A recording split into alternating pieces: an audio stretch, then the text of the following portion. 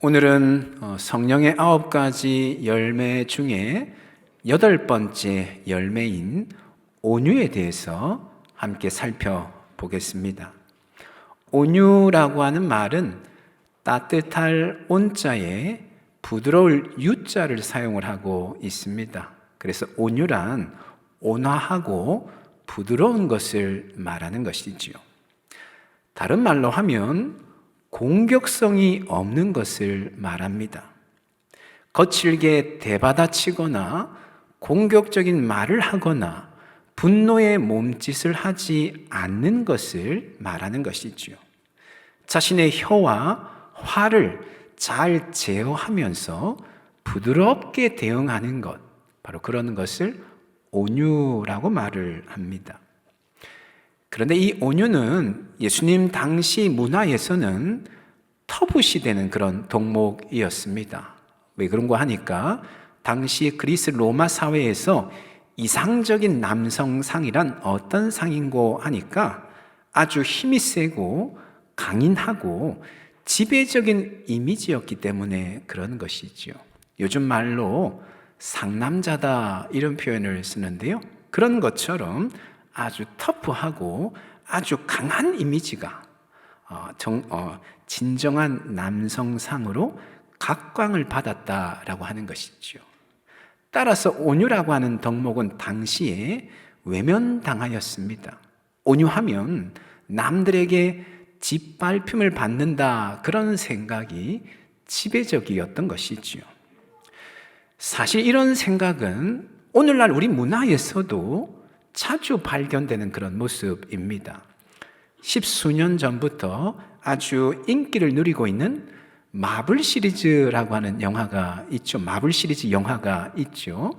대표적인 영화가 어벤져스라고 하는 영화인데, 이 영화에 등장하는 등장인물들을 보면 현실 세계에서는 잘 찾아볼 수 없는 능력자들입니다. 근육이 우락부락하고 키도 흔칠하게 크고 얼굴도 모두가 다 잘생겼고 무엇보다도 다양한 초능력들을 행사하는 그런 인물들입니다. 이들이 악당들로부터 사람들을 구해내고 지구를 지키는 것이 영화의 주된 내용인데, 어린 아이들에게서부터 어른에 이르기까지 다양한 계층의 수많은 사람들이 참 좋아하는 그런 영화입니다. 그래서 이 시리즈의 영화가 나올 때면 항상 박스 오피스 1위를 차지하곤 하는데, 가히 마블 신드롬이다 이렇게 부를 정도로 많은 사람들이 좋아하는 그런 영화 시리즈인 것이죠. 그런 것처럼 오늘날의 많은 사람들은 힘이 세고 강인하고 카리스마틱한 그런 사람을 이상적인 인간상, 이상적인 남성상으로 여긴다는 것이지요. 그러면서 그 안에 강인함에 대한 동경심을 또한 가지고 있습니다. 그에 반해서 따뜻하고 부드러운 사람은 아주 나약한 소시민적인 사람이다, 그렇게 생각하는 경향이 큰 것이지요. 사실 교회 안에서도 이런 경향이 발견될 때가 많습니다. 요즘은 그나마 좀 덜한 편입니다만, 교회 안에서도 어떤 리더십을 선호하는가 하면 아주 강력하고 아주 주도적인 카리스마틱한 그런 리더십을 교회 안에서도 상당히 선호한다라고 하는 것이죠. 그러나 여러분, 우리가 잊지 않아야 될 것은 성경은 오히려 온유함을 더욱더 중요한 덕목으로 다루고 있다라고 하는 것이지요. 성령의 9가지 열매만 보더라도 그 열매에는 온유가 들어있지, 온유는 들어있지만, 그러나 강인함이나 힘셈이라고 하는 것은 들어있지가 않습니다. 예수님 말씀하신 팔복에도 보니까 온유한 자는 복이 있나니 이런 말씀은 하시지만, 강한 자는 복이 있나니 이런 말씀을 하고 있지를 않습니다. 무엇보다도 예수님께서 당신 자신을 소개하기를 이렇게 소개를 하시는데요. 마태복음 11장 29절에 보니까요, 나는 마음이 온유하고 겸손하니 나의 멍에를 메고 내게 배우라. 그리하면 너희 마음이 쉼을 얻으리라 이렇게 말씀을 하는데, 이 겸손, 여기 겸손이라고 하는 말은 온유의 다른 얼굴이다 보면 좋을 것 같아요. 예수님께서 당신 자신을 뭐라고 소개하시는가 하니까 나는 온유한 자다 이렇게 소개하기까지 하십니다. 이처럼 성경은 온유함을 훨씬 더 중요한 덕목으로 언급하고 있다라고 하는 것이죠. 그러기에 우리는 무엇보다도 온유한 사람이 되려고 노력해야 됩니다. 예수님의 본을 따라서 마음이 따뜻하고 부드러운 사람이 되려고 애를 써야 됩니다. 사실 우리 사회가 각박해지다 보니까 우리 안에서 점점 온유함이 사라지는 것을 발견하게 됩니다. 사람들 안에 여유가 없는 것이죠. 그러다 보니까 많은 사람들이 날이 서 있는 그런 모습을 볼 때가 많습니다. 특별히 어떤 문제가 없음에도 불구하고 표정이 사납고 말투가 날카롭고 행동이 투박한 그런 모습들. 그래서 이 안에 마치 화가 꽉 차 있는 것처럼 그렇게 보이는 사람들이 많다라고 하는 것이죠. 여러분, 이런 시대에 우리 그리스도인들은 오히려 온유함으로 우리의 믿음을 증거해야 될 것입니다. 말 한마디를 하더라도 우리 믿는 자들은 부드러운 말, 따뜻한 말, 축복하는 말을 해야 되겠다라고 하는 것이죠. 사람들을 바라보는 우리의 눈빛이 선한 눈빛이 되도록 우리의 행동이 또한 부드럽고 품이 있는 행동이 되도록 노력해야 된다라고 하는 것이죠. 그렇게 우리가 온유한 사람이 될 때에 우리가 이 세대에 속한 사람들이 아니라 예수님께 속한 사람이다라고 하는 것이 드러나게 될 것입니다. 그리고 그런 우리를 통하여서 온유하신 우리 예수님께서 증거되어질 것입니다. 특별히 베드로전서에 보니까 예수님의 온유에 대해서 이런 말씀을 하는데요. 베드로전서 2장 23절 말씀에 보니까요, 욕을 당하시되 맞대어 욕하지 아니하시고 고난을 당하시되 위협하지 아니하시고 오직 공의로 심판하시는 이에게 부탁하시며 이렇게 말씀을 합니다. 사람들이 욕하고 때리고 침을 뱉음에도 불구하고 예수님은 어떻게 반응을 하셨는가 하니까 아무런 항거도 아무런 대꾸도 하지 않으셨다 말씀을 하고 있습니다. 심지어는 아무런 죄가 없이 십자가 위에서 죽임을 당하는 그 순간조차도 예수님 단 한마디의 항변도 하지 않으셨다는 것이죠. 사실 예수님은 얼마든지 12군단의 천사를 동원하여서는 당신을 보호하게 하실 수 있는 그런 분이셨습니다. 얼마든지 당신을 십자가에 못 박아 죽이려는 그런 사람들을 향하여 그 자리에서 저주가 임하게 하실 수 있는 그런 분이셨습니다. 그런데 예수님 그렇게 하지 않으셨죠. 어떻게 하였습니까? 오히려 하나님께 기도하기를, 저들을 용서해 주실 것을 기도하셨습니다. 저들은 자신들이 하는 일이 무엇인지 알지 못한다고 그들의 무지함을 안타까워하셨다라고 하는 것이죠. 여러분, 이게 어떻게 가능한 일이겠습니까? 어떻게 자신을 향하여서 욕을 하고 위협을 하고 해코지를 하는데 아무런 항거도 아무런 보복도 하지 않을 수 있는 것일까요? 물론 예수님께서 신적인 존재이시기 때문에 가능하다 이렇게 생각할 수 있을 것입니다. 하지만 예수님은 참 인간이 되셔서 우리에게 참 인간의 본을 보여주셨습니다. 그것은 다시 말하면 예수님의 온유함에도 우리가 본받을 만한 온유함의 이유, 온유함의 원인이 있다는 것이죠. 예수님이 어떻게 그와 같이 온유하게 이 땅에서 사실 수 있었는가? 그 원인에 대해서 조금 전에 보셨던 베드로전서 2장 23절 끝부분에 보니까 이렇게 말씀을 하고 있습니다. 오직 공의로 심판하시는 이에게 부탁하셨기 때문이다 이렇게 말씀을 합니다. 예수님께서는 하나님 아버지께서 모든 것을 공의로 심판하시는 분이시다라고 하는 것을 분명히 아셨다는 것이지요. 그러기에 예수님께서 직접 항거하시거나 위협을 가하지 아니하시고 모든 것을 공의로 심판하시는 하나님이 하시도록 하나님께 전적으로 내어 맡겼다, 그런 말씀인 것이죠. 여러분, 그런 것처럼 온유함의 핵심은 하나님을 무한 신뢰하는 것입니다. 하나님의 주권과 섭리에 우리 자신을 온전히 맡겨드리는 것이다라고 하는 것이죠. 내가 하는 것이 아니라 하나님이 하시도록 나를 내어 맡기는 것. 공의로 모든 것을 심판하신 하나님께서 모든 것을 보고 계시고 모든 것을 판단하시고 결국에는 공의로 심판하실 것이라고 하는 그 사실을 믿음으로 받아들이며 하나님의 기준에 전적으로 순응하는 것. 이것이 온유함의 핵심이라는 것이지요. 우리가 그럴 때에 하나님의 주권과 섭리에 우리 자신을 온전히 내어 맡길 때에 비로소 온유할 수 있다는 것이죠. 갚은 대로 받은 대로 갚아주려고 하는 그런 욕구가 있는데 사람들이 나를 욕하고 나를 비난하고 나에 대해서 위협을 가하는데 받은 그대로 갚아주곤 그런 욕구가 우리에게 일어나지만 그건 하나님의 주권과 섭리를 바라보고 그 주권과 섭리 앞에 우리 자신을 내어 맡긴다면 받은 대로 갚아주려고 하는 그런 욕구를 억제할 수 있다는 것이죠. 내 감정대로 하고 싶고 내 기분대로 하고 싶지만 그럼에도 불구하고 모든 것을 공의로 심판하신 하나님 전적으로 신뢰하며 믿음으로 나아갈 때에 오히려 우리의 감정을 잘 다스리고 선한 감정, 부드러운 마음으로 나아갈 수 있겠다라고 하는 것이죠. 그런 점에서 온유는 자아의 죽음이다 이렇게 말할 수 있을 것 같아요. 자아의 죽음, 내가 죽는 것이지요. 나는 죽고 예수로 사는 것입니다. 예수님이 생각하시는 대로 생각하고 예수님 느끼시는 대로 나도 느끼고 예수님이 행하는 대로 나도 행하는 것, 그것이 바로 온유다라고 하는 것이죠. 사랑하는 여러분, 오직 예수로 사는 여러분 되기를 간절히 소망합니다.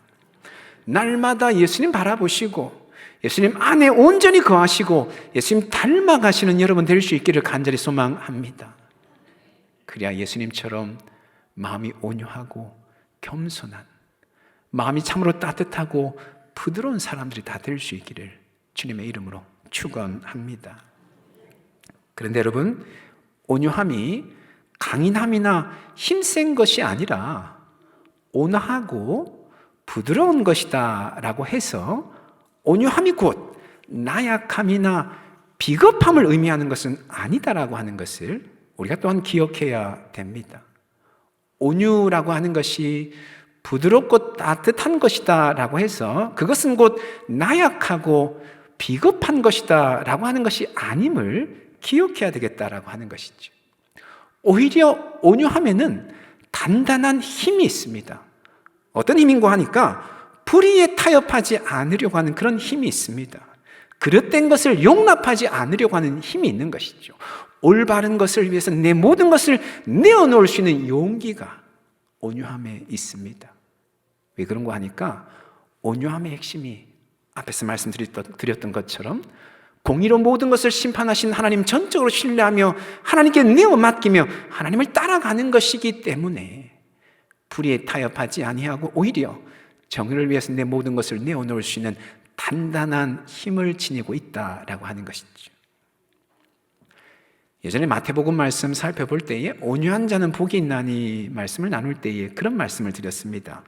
온유라고 하는 이 단어는 자신을 잘 억제하고 다스린다라고 하는 그런 점에서 동물에게 적용하여 사용될 때가 많다 말씀을 드린 적이 있습니다. 곧 주인에게 잘 길들여지고 주인의 통제 아래에 있는 동물을 가리킬 때에 이 온유라고 하는 단어가 자주 사용이 된다라고 하는 것이죠. 실제로 아주 사나운 사냥개인데 주인 앞에서는 한없이 유순하고 한없이 순종적인 것을 볼 때가 있습니다. 주인 앞에서는 사나운 사냥개인데도 주인 앞에서만큼은 참으로 유순하고 순종적이다라고 하는 것이죠. 하지만 그러다가도 위협적인 짐승이 나타나면 어떻게 됩니까? 늑대나 곰과 같은 위협적인 맹수가 나타나면 언제 그랬는가 싶게 사나운 본색을 드러내게 되죠. 날카로운 이빨을 한껏 드러내고 눈빛이 갑자기 이글거리면서 전투태세로 돌입하는 것을 보게 된다는 것이죠. 그런 것처럼 온유함에도 단단한 힘이 있다라고 하는 것이죠. 공의로우신 하나님을 전적으로 신뢰하며 하나님께 모든 것 내어 맡기며 하나님 따라가는 것이기에 결코 불의를 용납하지 아니하며 정의를 위해서 싸우려고 하는 단단한 힘이 온유함에 있다는 것이지요. 결국에는 불의를 돌려놓고 정의를 지키는 그런 힘이 온유에는 있다라고 하는 것이지.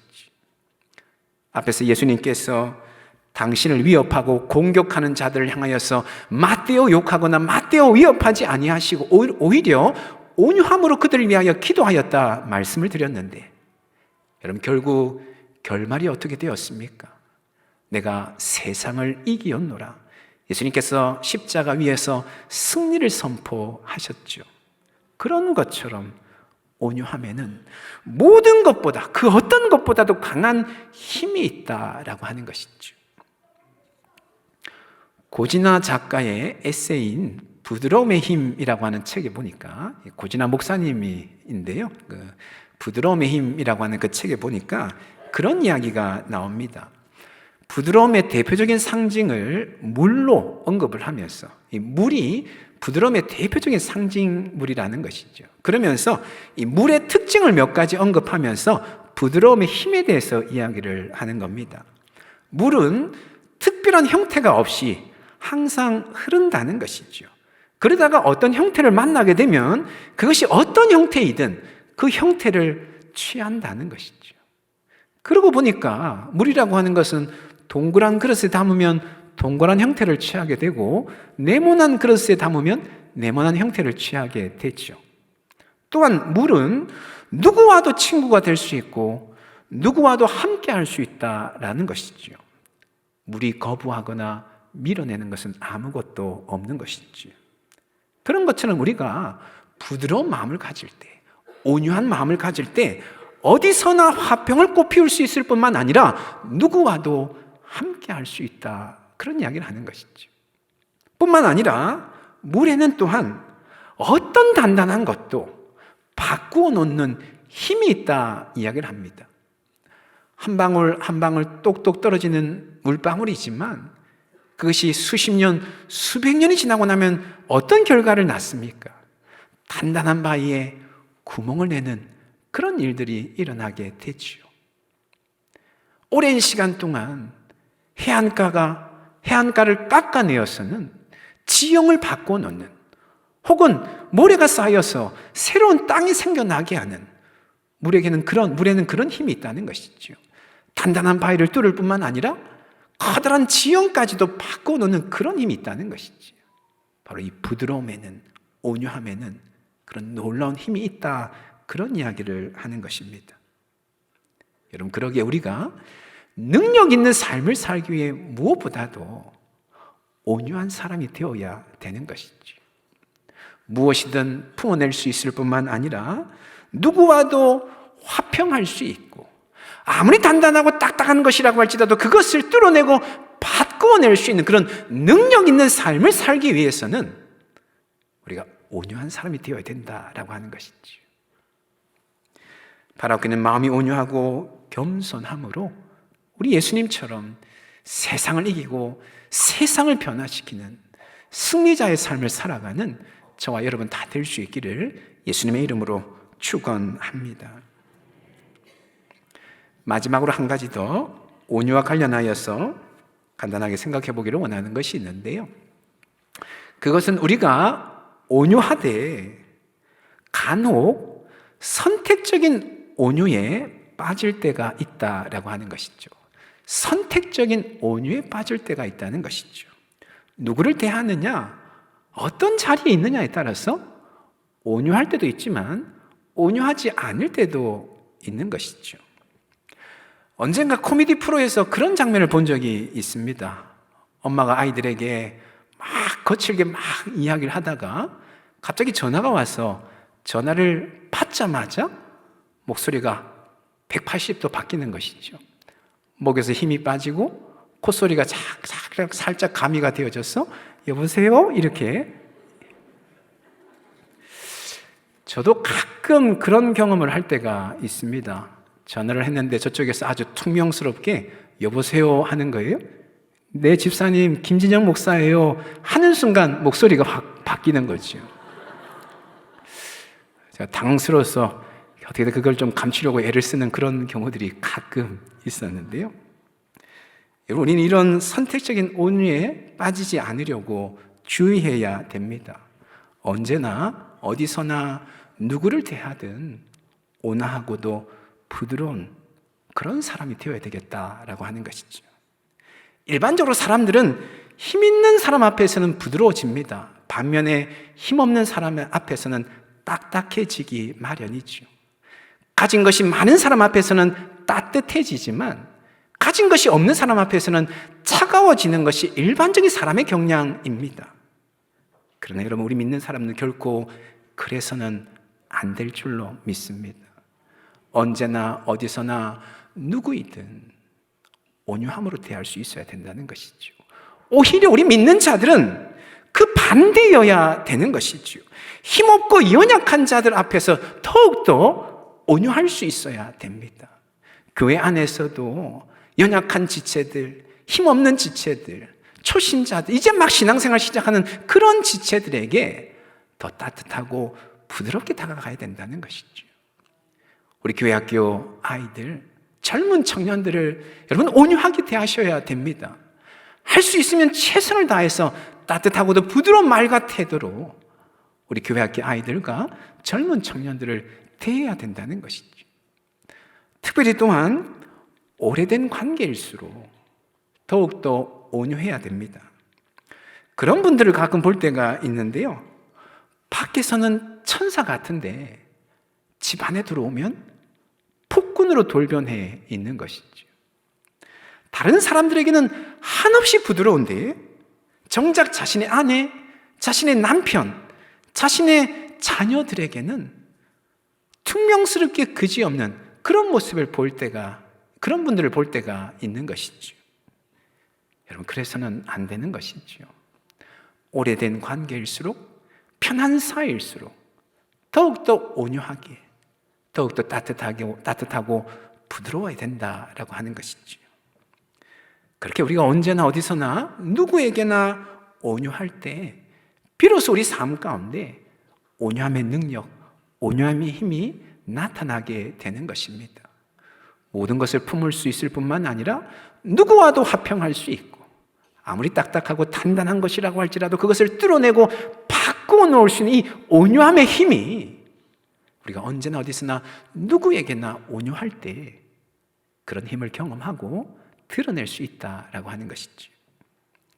사랑하는 여러분, 바라옵기는 우리 예수님처럼 언제나 어디서나 누구에게나 온유하셔서 우리 예수님의 그 능력들을 덧입고 진정한 삶의 현장에 변화를 일으키며 살아가는 저와 여러분 다 될 수 있기를 예수님의 이름으로 축원합니다.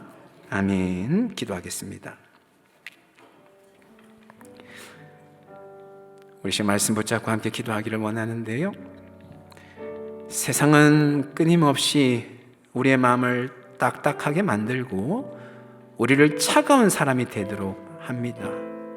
하지만 우리가 눈을 들어 주님 바라볼 때, 주님 앞에 가까이 나아갈 때에, 주님 안에 온전히 거할 때에, 주님 닮아갈 때에 우리 또한 참으로 마음이 따뜻하고 부드러운 사람이 될 수 있습니다. 하나님, 날마다 예수님 바라보게 하시고 예수님 닮아가게 하시고 예수님처럼 우리 또한 마음이 온유하고 겸손한 사람이 되게 하여 주시옵소서. 언제나 어디서나 누구를 만나든 온유한 사람, 온유한 자가 되게 하여 주시옵소서. 진정 우리의 삶에 이 온유함의 힘을 경험하게 하여 주시고 우리가 살아가는 삶의 현장을 따뜻한 현장, 따뜻한 세상, 부드러운 곳으로 바꿔나갈 수 있는 우리 모두가 될 수 있도록 하나님 인도하여 주시옵소서. 우리 지금 말씀 붙잡고 함께 기도하며 나가기를 원합니다. 기도하시겠습니다.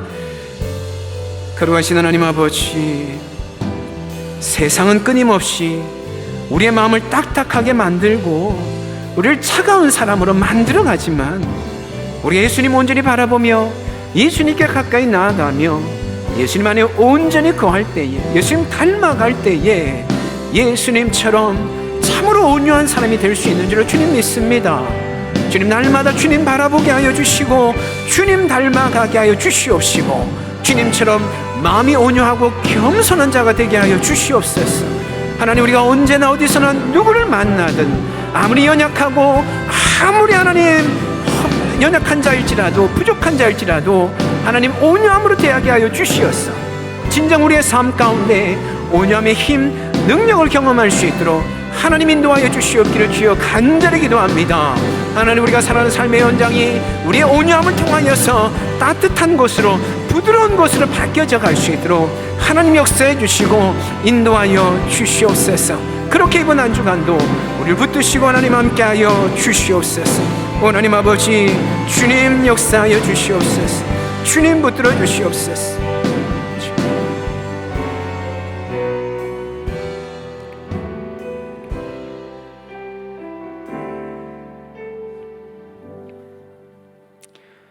거룩하신 하나님, 세상은 끊임없이 우리의 마음을 딱딱하게 만들고 우리를 차가운 사람이 되게끔 하지만 우리가 예수님 온전히 바라볼 때, 예수님께 가까이 나아갈 때에, 예수님 안에 온전히 거할 때, 예수님 닮아갈 때에 예수님처럼 온유한 사람이 될 수 있는 줄로 믿습니다.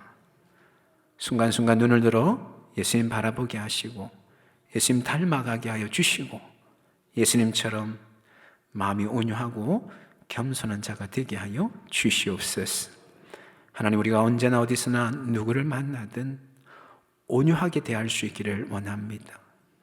오히려 더 연약하고 힘없는 지체들 앞에 온유한 자가 되게 하여 주시옵소서. 그리하여서 우리의 삶을 통하여서 온유함의 힘, 능력이 나타날 수 있도록 우리가 살아가는 그 삶의 현장이 우리의 온유함으로 말미암아 따뜻한 현장, 부드러운 곳으로 바뀌어져 갈 수 있도록 이번 한 주간에도 우리를 붙드시고 인도하여 주시옵소서. 그렇게 행하신 하나님께 모든 것 맡겨드리며 예수님의 이름으로 기도합니다. 아멘.